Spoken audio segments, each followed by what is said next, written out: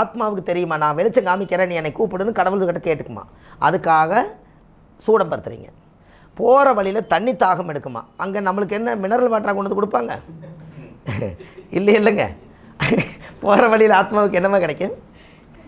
அப்போ நீங்கள் இங்கே வைக்கணுமில்ல தண்ணி, இதை குடிச்சிட்டு அது மேலே போகும். அப்போ தாகம் அடித்தா, தாகம் அடிக்கிறதில்லைங்க, அந்த தாகம் அடித்தா நீங்கள் இங்கே தண்ணி வச்சிங்கன்னா அந்த ஆத்மாவுக்கு தெரியும் இந்த தண்ணி குடிச்சு இன்னொரு மைல் மேலே போகுமா. இதுக்காக அதை வச்சாங்க. இன்னும் கொஞ்சம் போகிற இடத்துல இந்த சந்து பந்துக்குள்ளையெல்லாம் இந்த ஆத்மா நுழைஞ்சு போக முடியாத இடமெல்லாம் மேலே இருக்குமா. அதுக்கு தான் இந்த எண்ணெய் வச்சாங்கன்னா அது வலிக்கிட்டு மேலே போகுமா. எப்படி இதெல்லாம் வச்சு தான் அந்த மேலே போய் படைச்ச அந்த ஆத்மா படைச்ச இடத்துக்கு போய் நீ என்னென்ன பாவங்கள் பண்ணினியோ அதுக்கெல்லாம் ஒரு தெராசு இருக்குது. எனக்கு தெராசு இருக்குது. இந்த கொண்டு வந்த பாவத்தெல்லாம் ஒரு தெராசில் வை, இன்னொரு நல்லதெல்லாம் ஒரு தெராசில் வை. எது இழுக்குதோ, பாவம் பண்ணால் அப்படியே நரகத்துக்கு போய்க்கோ, அப்படியே புண்ணியம் பண்ணால் நீ நந்தவனத்துக்கு போய்க்கோ, இப்படிங்கிறது அங்கே இருக்குது. புரிஞ்சுங்களா? இதனால தான் அடப்பு தோஷத்துக்கு நீங்கள் கரெக்டாக செய்யணும்.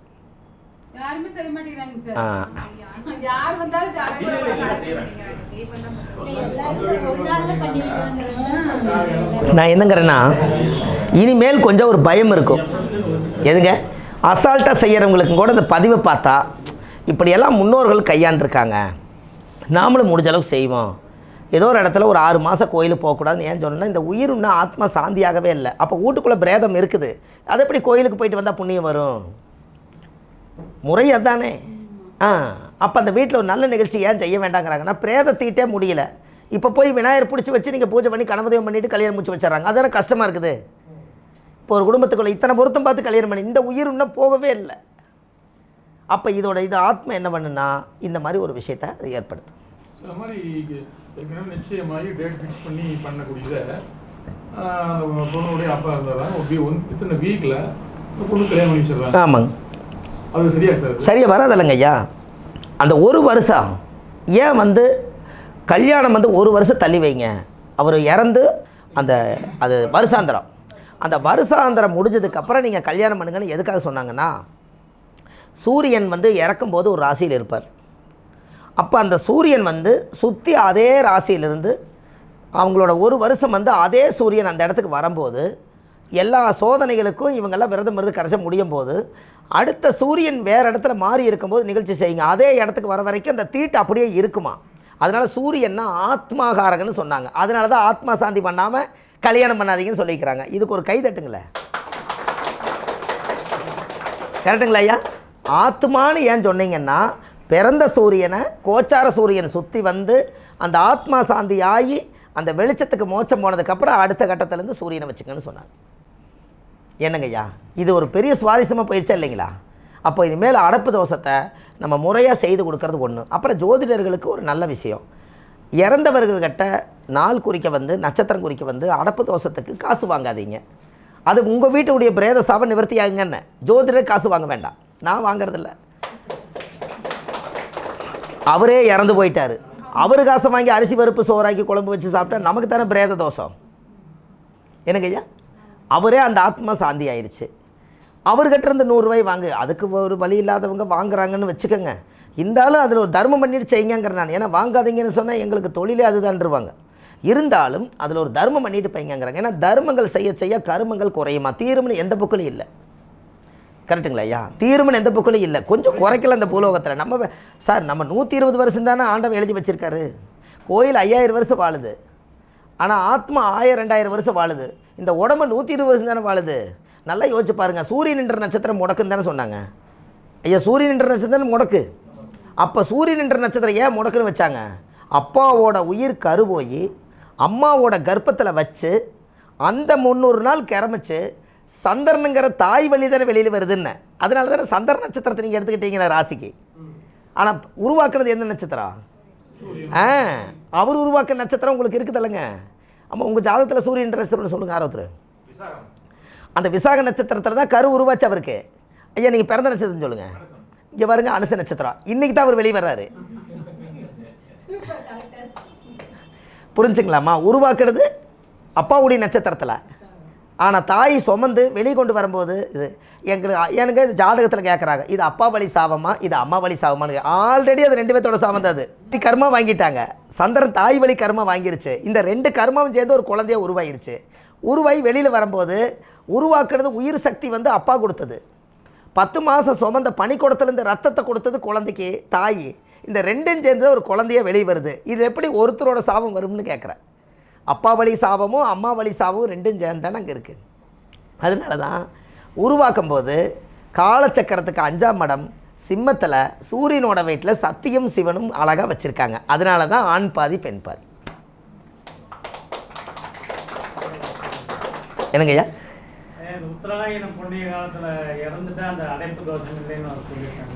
அதாங்க ஐயா, இவங்க இந்த புண்ணிய காலத்தில் சொல்கிறாங்க. நான் என்னங்கன்னா இந்த இறந்த ஆத்மாவுக்கு ஒரு தீட்டை செஞ்சுருங்கிற. இது ஆகாதுன்னு சொன்னால் அவங்க எல்லாம் மாற்றி போகிறாங்க. இப்போ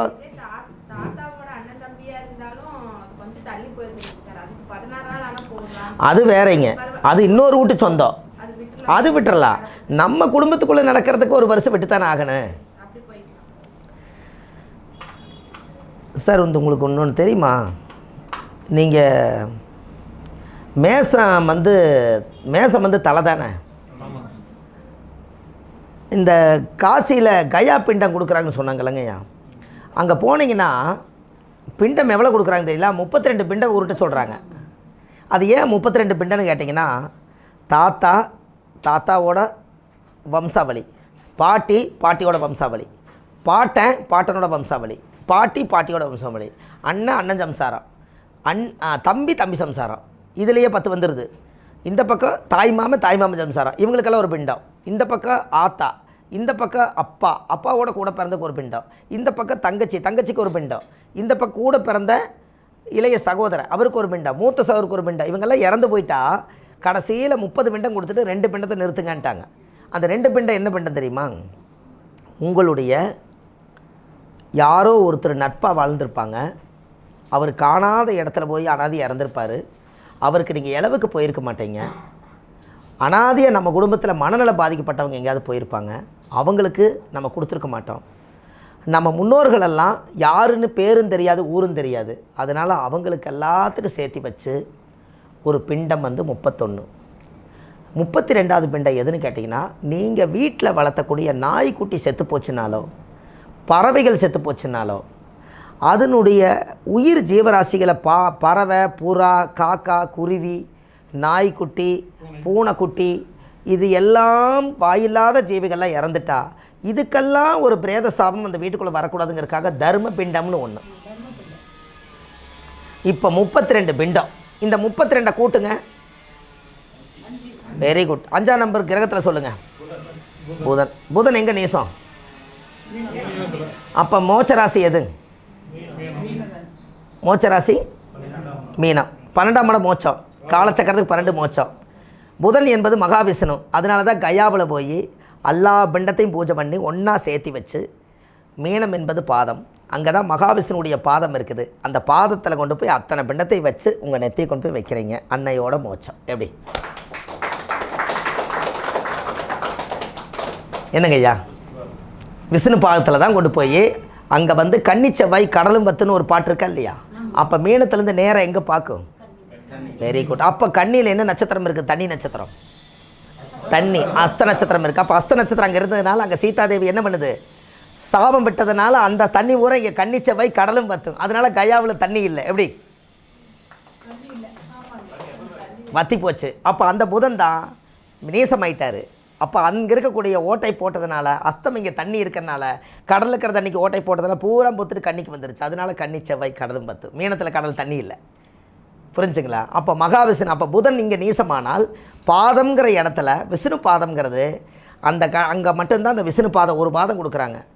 ஒரே பாதம் தான் கொடுக்குறாங்க, 2 பாதம் கிடையாது. அந்த பாதத்தில் வச்சு எல்லா 32 பிண்டத்தையும் ஒன்றா உருட்டி இவ்வளோ பெரிய பிண்டமாக போட்டு அதில் எள்ளு, சந்தனம், குங்குமம் எல்லாம் வச்சு கொண்டு போய் அப்படியே எடுத்துகிட்டு போய் விஷ்ணு பாதத்தில் வச்சாச்சுனால் எத்தனை பேர்த்து நினச்சி கொடுத்தீங்களோ அத்தனை பேர்த்துக்கு மோட்சம். இதை முடிச்சுட்டு அதில் ஒரு தண்ணியில் தீர்த்தம் இருக்குது, எடுத்து கொண்டு போய் அங்கேயும் பாருங்கள் ஆலமரத்து மேலே கொண்டு போய் ஊற்றிருங்கன்னு ஊற்றுறாங்க. அங்கே தான் நடக்குது. நான் சொன்னது காலையில் சொன்ன பரிகாரம் என்னங்க. ஆலமரத்தில் ஆலமர வேறு அங்கே மக நட்சத்திரம் வேலை செய்யுதுங்களா? நான் காலையில் சொன்னேன்னா, அப்போ பூர்வ ஜென்மம் 5ஆம் பாவம், 5ஆம் பாவத்தில் இருக்கக்கூடிய இது நட்சத்திரம் மகம், அது வந்து ஆண் எலி. அப்போ விநாயகருடைய வாகனம் ஆலமரம் அரச மரம் எல்லாம் ஆள் போல் தலைச்சு அரசம் போல் வேரூன்றி எல்லாம் வாழணுங்கிறதெல்லாம் முறையாக அங்கே நடக்குது. நம்ம ஊரில் வாழை இலையில் வச்சு தர்ப்பணம் கொடுப்போம், அங்கே தேக்கலையில் வச்சு தர்ப்பணம் கொடுக்குறாங்க. தேக்கு இலை, ஆலை இலை சின்னது அது வச்சுருக்கலாம், தேக்கு இலையில் அந்த ஈக்கியாக குத்தி கொஞ்சம் பெருசாக வச்சுருக்கேன். ஆமாம், அதில் நல்லா பாருங்கள், அங்கே கோதுமை மாவில் தான் பிண்டம் கொடுக்குறாங்க. அப்போ என்ன காரணம்னா, நான் அங்கே ஒரு பரிகாரம் எடுத்தேன். சூரியன் தான் உருவாக்கப்பட்டது கர்மாவை. அப்போ சூரியன் என்ற நட்சத்திரம் தான் கர்மா. அதனால் சூரியனுடைய தானியம் தான் கோதுமை, தேக்கலையும் சூரியன் தான், பயிரம்பாஞ்ச மரம் சூரியன். அப்போ இது ரெண்டும் சேர்ந்து அங்கே பிண்டம் வச்சு தந்தை வழி கர்மாவை உண்மையாக தொலைக்கிற இடம் கயா தான். அப்போ இனி உங்களுக்கெல்லாம் ஒரு பெரிய சந்தோஷம் தானே. போகிற வழியில் ஒரு பரிகாரம் எடுப்போம். ஒரு அங்கே போனோன்னே அந்த காசியில் போனோன்னே டீ கொடுத்தாங்க, ஏலக்காய் போட்டு நல்ல டீ கொடுத்தாங்க. எதில் கொடுக்குறாங்கன்னா நம்ம ஊரில் டம்ளரில் கொடுப்பீங்க, அங்கே மண் டம்ளர் தான் கொடுக்குறாங்க. நான் அந்த மண் டம்ளரை வச்சு ஒரு பரிகாரம் எடுத்தேன். என்னென்னா இல்லை, செவ்வாய் வந்து மண், எப்படிங்க செவ்வாய் மண். அப்போ சூரியனுங்கிறது சுட சுட ஏற்கனவே சுட்டது, அதைய அதில் டீ கொடுக்குறாங்க. அப்போ செவ்வாய் சூரியன் யாருக்கெல்லாம் சேர்ந்து இடிர்சை கதிர்கூடி எங்கே இருந்தாலும் அமங்கலியன்னு இதெல்லாம் சொல்கிறாங்களோ அவங்கெல்லாம் செம்மண்ணு டம்ளர் டீ குடித்தா அந்த தோஷம் போயிடும் நானே சொல்கிறேன். ஆமாம், அதுக்கு தானே சொன்னோம். செவ்வாய் சூரிய அமங்கலியாக இருந்தால் நர்ஸுக்கு ட்ரெஸ் வாங்கி கொடுங்கன்னு சொல்லிக்கிறேனே. அது ஏன் அமங்கலியாக இருக்கிறீங்க, அவங்க தான் வந்து ஒயிட் ட்ரெஸ்ஸில் இருக்கிறாங்க, இதை வாங்கி கொடுத்தா அந்த தோசை அதில் போகுது, பியூர் ஒயிட்டு. அப்போது அதுக்கு வந்து அங்கே போகும்போது ஒரு பரிகாரம் பிறக்குங்க. நம்ம இங்கேருந்து போகும்போது ஒரு பரிகாரம் பிறக்கும். அந்த பரிகாரத்தை அதிகாரமாக நம்ம சொல்கிறதுக்கு அங்கே ஒரு பொருள் நம்ம முன்னாடி வந்து நிற்கும். பாருங்கள், ஒரு வில்வக்காயே கணக்கம்பட்டி சித்தருடைய கோயிலுக்கு நான் போயிருந்தேன். அங்கே ஒருத்தர் வயசானவர் தான் ரம்பம் வச்சு வில்வக்காயை ரெண்டாக அறுத்து அதில் இருக்கிற பசையெல்லாம் தோண்டி காய வச்சு அதில் ஒரு பொட்டு சந்திரம் மஞ்சள்லாம் சேர்த்து பொட்டு சந்திரம் போட்டு ஒரு விளக்கு கொடுத்துட்டு இருந்தார். நான் அதை போய் பார்த்தோன்னே பரிகாரமாக எடுத்தேன்.